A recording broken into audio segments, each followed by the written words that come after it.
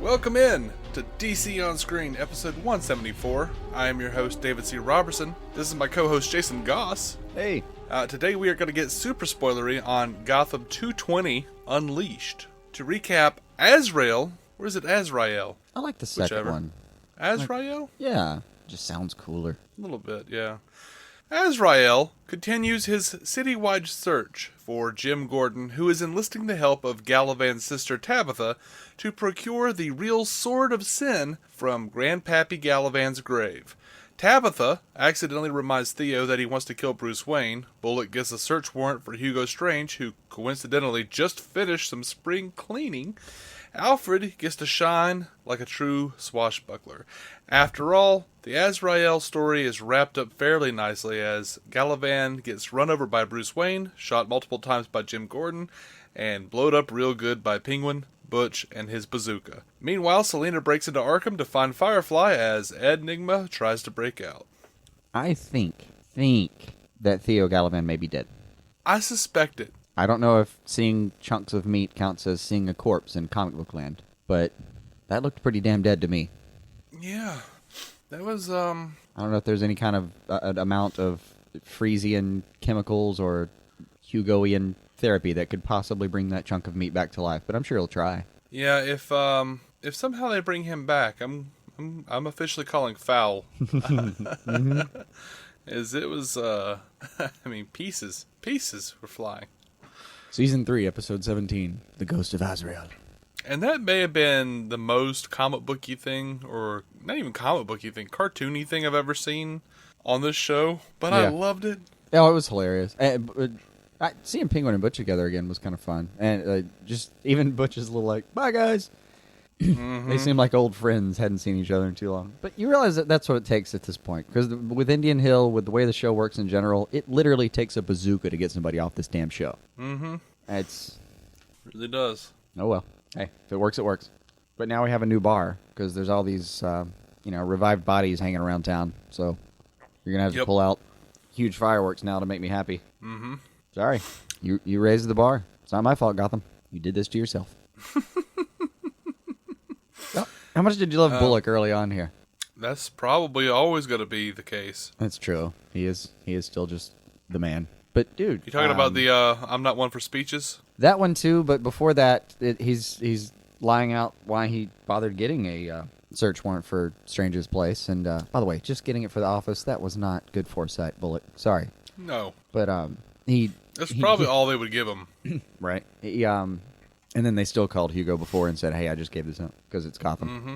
Gordon hadn't cleaned it up yet. Yeah. The little bit like Freeze comes out dressed like a spaceman. And it's just his whole thing cracked me up. Whole damn thing cracked me up. And then his like, let's find that son of a bitch speech. Yeah, man, stepped up. But even before that, when he's just, why are they looking at me, Jim? Pretty wonderful stuff. Yeah, it was good stuff. You know what I really enjoyed? I really enjoyed that priest at the beginning who was like, these damn kids. I don't know why I enjoyed that so much, but I really did. Is he the one that was given a case of floppy necks by Azrael? Yeah. Azrael gave him a terminal case of floppy necks. He did. He looked bad too. That was a 100% or a 180-degree turn on that neck. It was when he kills, man. He puts his heart into it. Yeah, I liked pretty much this entire episode. I love that Butch kicked Barbara out. Yeah, absolutely. I kind of wish I'd seen that. Oh, more than that, I liked his little line. I forget who it was that breaks in on him, but he drops a line on it, like, seriously, how do people keep getting in here? Yeah, Butch, where's your damn security? We've been talking about this. Mm-hmm. Well, I mean, it's Butch, so he's probably just barely holding on to any power he actually has. Yeah. So it's not surprising he doesn't have very good security. I assume that his power maintenance pretty much involves everything gets out of hand. He realizes his cut's getting a little light. He calls a meeting, stabs someone with his hook hand, and then the stacks get heavier for a little while, and eventually the process repeats itself. Maybe he pulls out like the hammer hand next meeting. Mix it up. Right. I like that. Is Tabitha dead? Is that what's happening? I don't know. I mean, I kind of hope so. She's hanging in there though. It's just like Barnes, really. I mean, we saw her in the hospital. She had that stream of blood coming out of her mouth before he even stabbed her, though. Yeah. It was like she kept a capsule. That was disconcerting. It was. I mean, I think she just bit her lip when he did it. Like, oh, this hurts. Right. Crunch. I'm not sure whether this is bad editing or if this was intentional. I mean, you're supposed to let the blood trickle up because you're like, that's how when you're viewing it, you're supposed to go, she's been run through. That's bad. Uh-huh. It's not that bad, right? And then you have a second to go, oh no, there's blood in the mouth. Like they did it with Jerome. They did it with him correctly. You saw the blood finally coming out of the mouth, and I was like, oh man, he's really not going to make it. Fuck. Yeah. Generally speaking, whenever the blood comes out of the mouth, that's usually when they're like, yep, that character's not going to make it. Right. I know. I don't remember if Barnes had blood in his mouth. But either way, they've both been taken to hospital. And, oh, poor Butch. Poor Butch talking to her comatose body and his distractingly heavy amount of flop sweat. Yeah, I actually wrote poor Butch down too. Yeah. I did. He fell fast and hard. You know, that's got to be like an editorial choice or like directing choice. Like, I want to know if it was in the script. Is Butch just sweating profusely for no reason? I don't know. Why is he doing that? He didn't do that when he was. I've never seen him. I've never thought, oh yeah, Butch is a flop sweater. It's never. He did. Never happened. He did. It did, but it happened when he was trying to overcome that brainwashing. Oh, okay. So when he brains really hard, he sweats. Right. But I don't remember him being a flop sweater before the brainwashing. I don't know why. I love that Gordon just takes cop cars whenever he feels like it. Yeah. I need this car. Out of there, man. You're not even a cop, Gordon. Get out. Okay, yes, sir. I like to think that the rest of the GCPD thinks of him as like their own Batman. Yeah, their vigilante that looks out for them. Right. Yeah, like you can see that guy coming in later, like walking down the street, finding another beat cop somewhere. What happened to your car? Fucking Jim. I'm sure he needs it, but damn it. Mm-hmm. You want to go find him? We'll help him. Nah, he's long gone by now. Hope he's doing well out there. Go get him, Jim. Single tear. Right. There's a full moon behind him when he does it. Looking at the sky. Selena and Ed meeting up in the, are accidentally running into each other in the air vents. Forensic guy? Street trash girl? That was my favorite encounter of the whole episode. Easily my favorite encounter. That was amazing. That was fantastic. Wait, and I'm confused now. All right, we were gonna get Ed back, but he gets caught at the end of the episode for no good reason. He gets caught at the end of the episode. Yeah. I mean, I don't think it was for no good reason. I think. Don't tease me, guys. I think Street Trash Girl set off the alarms. Yeah, I do too. But I wanted Ed out on the streets, creating questionable havoc. Nah, he's got to stir a little bit longer. Getting out of an air vent. That's too simple for Ed Nygma. I kind of agree, but any time between him being out on the streets and now, it's just too long. I don't know. I'm still enjoying it. I wouldn't mind him seeing a couple more scenes with him and the inmates, but get him out of there, guys, eventually.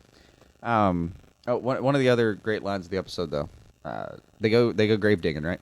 It's before Tigress gets filleted, as Alfred might have put it. Mm-hmm. He's about to pop open the casket, and Harvey it doesn't want to. He's reluctant for a second, and Jim comes back. Really, this is where you draw the line. Yep, it's a fair point, Jim. Going back to poor Butch at Tabitha's bed, one of the things I wrote down for him, or for the only thing aside from poor Butch for that scene I wrote down was, when he says to Tabitha, "You laugh at my jokes, you like the way I look." That kind of broke my heart a little bit. It did. I actually felt bad for him. I really did. Yeah. Who would have thunk it? They were creepy before, and now I'm rooting for him. Yeah, they actually, I'll be damned, Gotham writers. You came in, you made me feel weird about a thing, and you actually put a little heart into it. They can do it when they want to. When they think about it. Made me feel like Butch was a person. Right. And we get interrupted by just a random brainwashed bastard with a hook hand. We knew he could do more, damn it. But they got us old school Penguin. I'll call it end of season 1, beginning of season 2 Penguin. Yeah. Got him back finally, like in full fleshy form. And I love that. Like he pulls out something about Galavan's running around the streets. It's something about if you want to wear leather, just wear leather. Like, I mean, this is Gotham City. No one cares, right? Mm-hmm. That is the line. Good stuff out of him. Yeah, and he's like back dressed to the nines, man. Yeah, buddy. It's a stylish little cane he's got going out. Little pimp. Yeah. But they had the assault on Wayne Manor, I'll call it. It has a couple of things going for it. Well, first, Bruce Alfred? sneaking up on Alfred. Yeah, Alfred. Everything with Alfred, just 1,000 times yes. But Bruce sneaking up on Alfred, turns around with a knife and all that. Like I think he says I could have filleted you. I don't know. I like that Bruce is able to sneak up on Alfred now. He's getting battier every day, is he not? He absolutely is. And that's exciting as hell. Still, the great line with that between Azrael and Alfred, though, was like, I think that will stop me, manservant. Just love manservant. And then Alfred's that was like, good. I'd like to give it a go, if you don't mind. It's the most British damn thing you can say going into a sword fight. I'd like to give it a go, if you don't mind. Yep. Freaking. That was good. Freaking perfect. Dude is classy even when he's about to try to skewer you. That was a fun fight, too. Oh, yeah. Oh, absolutely. It's a fun fight. I don't know. I kind of hated that Bruce sees that broken window and starts just screaming Alfred. Right. I was like, try being sneaky, kid. Don't let the bad guy know he's there. You might as well really be running around the house screaming, I'm over here! I'm over here! I'm over here! Yeah, I'm like, hey, writers, I know you're trying to be sneaky about what time frame this is in, but we see that they have cell phones. I think it's okay for Bruce to text Alfred and tell him, hey, the guy's in the house. Oh, and one of the cell phones that had this episode, I think that was like the second cell phone I ever owned. That was with a carrier service that I'm sure doesn't even exist anymore. Uh-huh. I think it was like PowerTel or something. Jeez. Yeah, geez indeed. So all the yeses to Alfred swashbuckling. Wonderful. Likewise, all the yeses to Selena getting into Arkham. Yeah. Dude, she was like Catwoman in the Arkham games. She was like clinging to the ceiling and shit. It was wonderful. That was awesome. She gets cattier every day. You know the best thing though? Well, all right. One more great line. When Penguin is confronting Theo at the last bit. Remember his line? Something about a nice umbrella or something like that. And he says, "My last one got stuck in your throat, so I'm thinking about shoving this somewhere else." Just, man, that's the Penguin I know and love. But seriously, the coolest thing in the episode, the baddiest thing I've seen on the show so far, the trick with the shoes.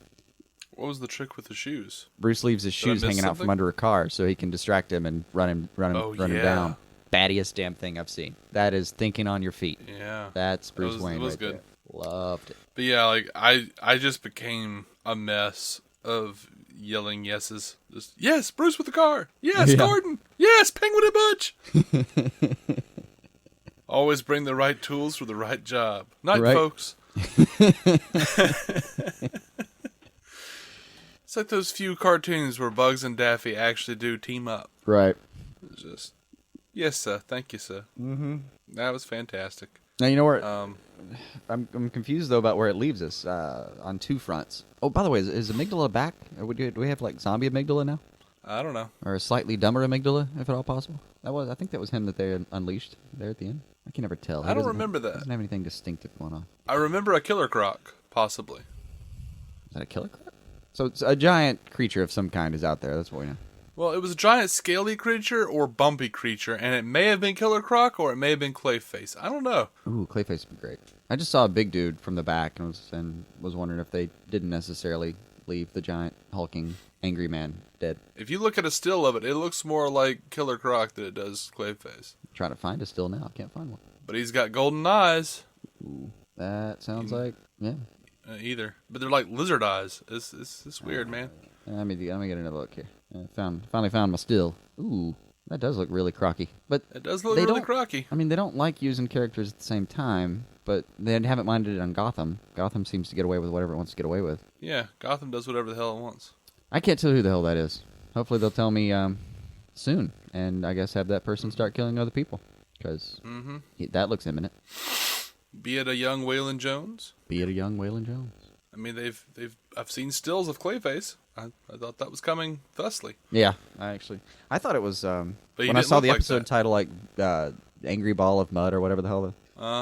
This sworn that was this mud of meanness or whatever. Yeah, whatever phrasing they used. It sounded good, but I don't remember it now. Also, yeah, so Bridget's back. Yeah. Good looking costume, actually. That was a pretty good looking costume. The face looked weird. She looks a lot better than Garfield ever did. Yeah, I mean, her face is pretty burned. She's pretty much burned throughout. Apparently that suit she was wearing is like soaked into her skin now, so she's just fire retardant. She's got like a Luke Cage kind of ability with fire. Luke Cage? Oh, like invulnerable skin kind of thing. Oh, yeah, okay. Okay. Yeah. Sorry to jump cannons on you, but it was the first invulnerable skin I could think of. It's okay, man. I heard Luke Cage. Here's how bad this got. I heard Luke Cage, thought Johnny Cage, and went, no, Johnny Cage didn't use fire. That was Liu Kang. I went to Mortal Kombat. I know, I do that too sometimes.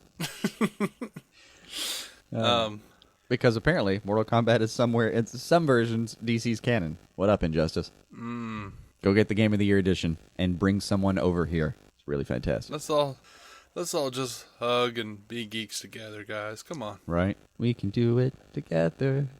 Didn't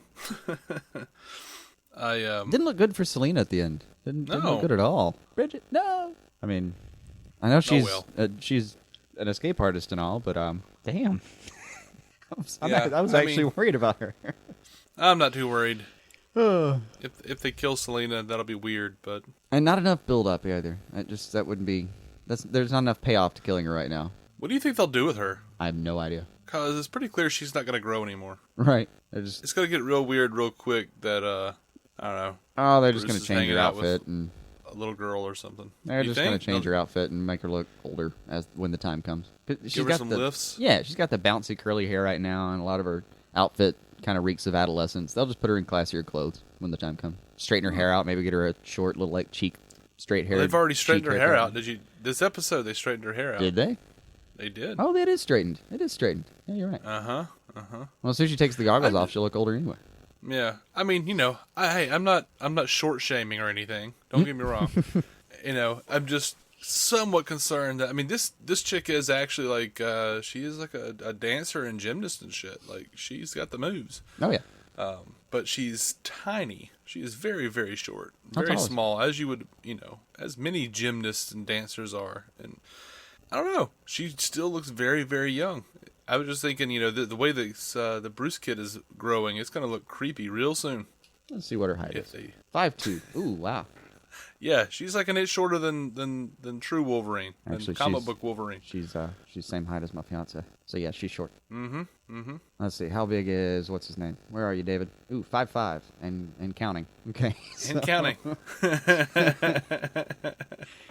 Yeah, he's up there. No, let's see. How old is he? She's 16 now, and he's 15. Oh Lord, he's gonna be 6'1" when he's done. They need to feed that kid some caffeine real quick so he stunts his growth. It didn't work for me, man. I know, you tried your best. I'm like 6'4". I've been drinking Diet Coke since I was like 10. Right. Yeah. Looking at all their heights, it's kind of fun. Story didn't like looking at their heights. She thought we were being rude. Apparently not. Shut up, You know Crypto. what, though? What? Damn, that girl looks like Michelle Pfeiffer. Actually, I worried about that for a second. Yeah? Say she does die in Indian Hill. You know he's going to go all Catwoman on her. He's going to use cat DNA to reconstitute her or some shit, and we're going to get a Catwoman with the We're going to get a tiger situation? Yeah, well, I keep imagining from which film was it where Michelle Pfeiffer falls out of the window and cats lick her back to life somehow? Oh, no, they bite her fingers and, I don't know, imbue her with cat magic. I don't know. That was Batman Returns. Is it Returns? Yeah. I couldn't remember if it was that or the infamous Catwoman itself. But well, it might be because that Catwoman is a sequel to Batman Returns, to my understanding. Gotcha. Ooh, I still had all the heights up here, and I just realized something. Jada Pinkett Smith is 5 even, and they made her look like she was about 5'6". Oh, wow. Nah, they've got this. They've got this. We're going to be fine. Okay. I mean, they had those Cool. two on screen together and still made it look like she was younger than Jada Pinkett Smith. So, yeah. You mean shorter? Shorter. Yeah. And by virtue of that, younger. I mean, Well, she may have been when Jada Pinkett Smith was on the show. it's true. That was last year. Maybe she got another inch or two. But still, I don't know. It appears their DP has this under control. We need not worry. After all, we ain't kids, and it ain't morning. Right. Look, the shots he's given me of Arkham Asylum's establishing shot footage, I'll do whatever that man... he has as much rope as he wants. Those are awesome shots. Every time they do an establishing of that, I giggle. Mm-hmm. And every time it reminds me of like a combination of the Al-Azraqi print you have of the Joker coming out. It's somewhere between like that, and it has like the aesthetic kind of the Arkham games, but it really reminds me of the establishing shot they used in BTAS. That's what it like. It gets to my core. Yeah, absolutely. All right. Any other thoughts on Gotham this week? No. And I didn't know it was coming up next week. I think I forgot to look that up. Yeah, I did too. I think I have an etched out place here for it on my notebook, and it's empty. I can clear this up real fast. All right, a Legion of Horribles. That sounds fun. Hugo Strange welcomes a familiar face to Gotham after he resurrects Fish Mooney. Guess we're getting her back. In Indian Hill. Later, Bruce discovers a friend is in danger and teams up with Gordon, Alfred, and Lucius, while uncovering more of Strange's experiments. Okay, so they're going back in for Selena.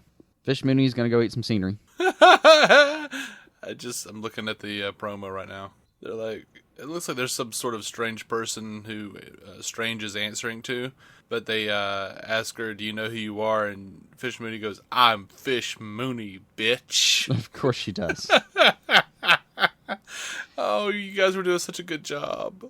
Why? Why? I want her gone. Oh well. Can't have everything. She was gone for most of the season 2. That'll suffice for now. Yeah. All right. Well, hopefully it'll be fun. Or maybe I've embraced the cartooniness of the show. Yeah, they've been doing a good job lately. I just haven't really cared about. I haven't been as picky lately. They've just been taking me on a good ride. Yeah. All right. Well, if you guys disagree with us or have anything to say about it, like we almost never get any Gotham feedback. So if you guys want to give us feedback on Twitter, Facebook, whatever, I don't know, we'll talk about it here on the show. Mm-hmm. So thank you for listening to DC On Screen. You can find every episode on DCOnScreen.com. Be sure to subscribe on iTunes, Stitcher, or wherever pods are caught. We are proud members of the Giant Size Team Up Network, GiantSizeTeamUp.com for all those amazing shows, including our sister show, the Marvel Cinematic Universe Podcast, hosted by our friends Matt Carroll and Jeff Randall. Our next episode, we'll be reviewing The Flash 221, The Runaway Dinosaur, directed by Kevin Smith. Mm-hmm. Until then, keep some DC on your screen.